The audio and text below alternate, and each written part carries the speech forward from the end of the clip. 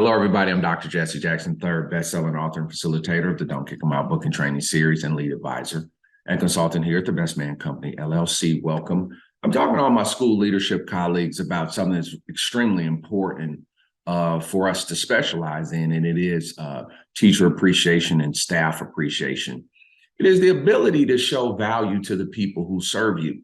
One of the big issues that I'm also seeing in addition to staff appreciation, it is what I call principal and boss appreciation, right? Somebody who's running that building. And we even see appreciation issues where it can come between a school board and its superintendent.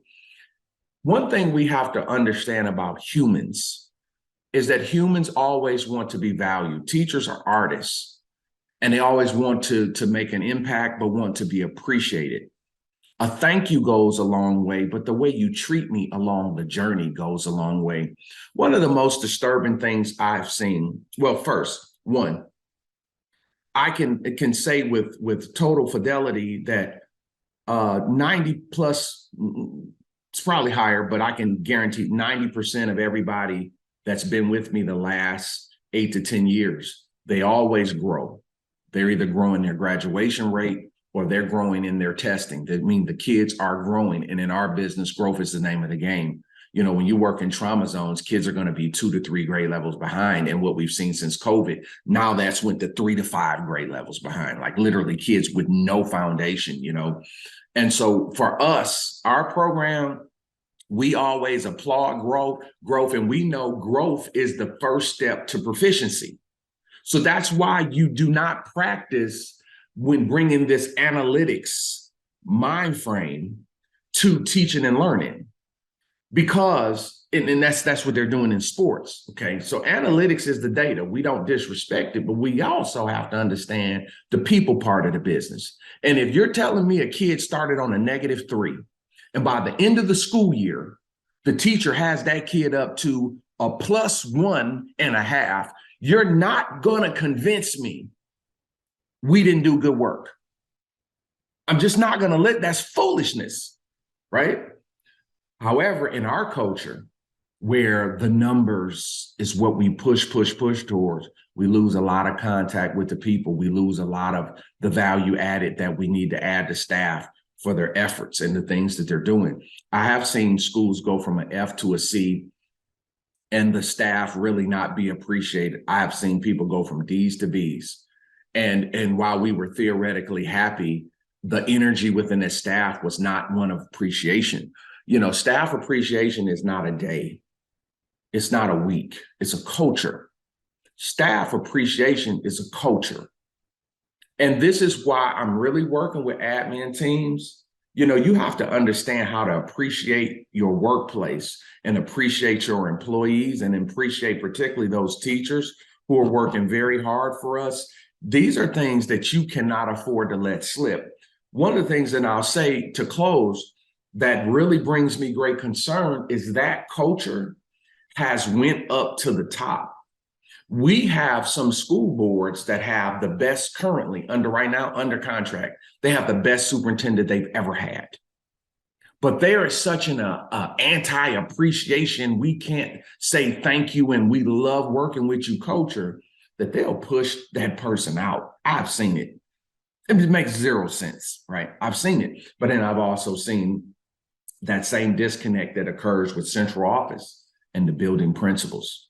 Principals busting their tail, principals giving us everything we need. They may not be, you know, going all the way along with the approaches you want them to take, which I understand.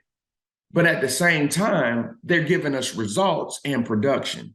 And it's like sort of a disconnect between central office and those principals, and there's a devalue culture within that organization. The thing that I am putting my energy into is helping leadership, management and leadership understand this process and to develop the culture to where it fixes itself.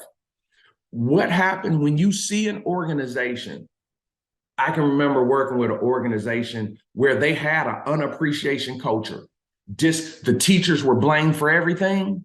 It's management against the workers, okay? The teachers, right? Management against us. It's us against them. So this is the cultural environment that I come into. So I got to draw the culture line. Everybody's going to be held to the same standard of production. When I got there, what they like to do is blame the teachers. Well, there's no way I'm blaming the teachers and management's about to get a lollipop pass because I won't have no credibility with the staff. You're not about to put all this on these teachers. Management, this is your area. And guess what? They don't like that. So guess what? What do? Oh, Jackson, Jackson is creating, Jackson is, yep, Jackson's holding everybody to the same accountability standard. Yep, the teachers will let you coach them hard if we all are being coached hard and being held to the standard. I coach my school boards to an elite level. Any school board that has sat with me, ask them. They'll tell you how hard I am. But they accept it because the school board is the governing body. What do you think they want, lollipops? Ask my school boards how hard I go on. Ask them how much of an accountability standard I hold my school boards. And I've told every school board I've ever worked with, if you don't have a principal you love, a superintendent you love, get rid of the one you got and get one you do love. Not can control, you do love, because that's a partnership. We're working together and we got to take care of each other. That internal garbage culture is lack of appreciation culture. When that happens, the building is guaranteed to fail. Dr. Jackson here, understanding fundamentals of developing culture. And I can tell you in the district that, the leadership didn't want the same fire that I gave to the teachers. Once again, every single one of their schools are Fs. All of them Fs. They had an opportunity to change it, to change the culture. Didn't want to do it. Wanted to be like, it's not us. Well, guess what? All of your schools are in designation. And now you're just, how does that look now? I guess it wasn't Dr. Jackson. Dr. Jackson gets paid to be right. I don't do opinions. When I show up, it's about what's really happening. Let's get it fixed. And leadership has got to understand nobody's going to follow you as an adult and you keep beating them over the head. You devalue them and you don't understand what we are going through in that process of teaching and learning. What we have been dealt today is a historical difference in the way teaching and learning has looked in the last 50 years. So it is important. Culture is the first step to changing any issue you got going on, whether it's race issues, behavior problems, high referrals, fighting, high turnover. Okay, people can't work together. Culture is what you have to change. This is what you have to put your energy into. And that if you stay committed to the culture process, it's not one training. I have people that have been with me over 10 years in my program, still working on developing culture. Culture is something you got to address every year. So if you're like, oh, okay, we had him. Dr. Jackson came out and gave a good speech. Don't call me to give no speeches. I partner with people. We're partners over time. And those partnerships has yielded some of the best results of my career. I'm talking about dozens of A schools. Have come from the depths of Ds and Fs. And now we're testing at high Bs, high As. Multiple blue ribbon schools since COVID has come out of our partnerships and things we are doing within our program. So I value my partners and I value, and I appreciate the value they place in me. They hold me to a high standard and I pride myself on delivering.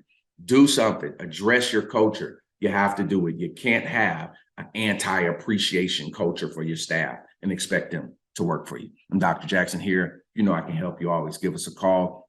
Make sure you're sharing this video with colleagues. This is very important. I'll see you in class.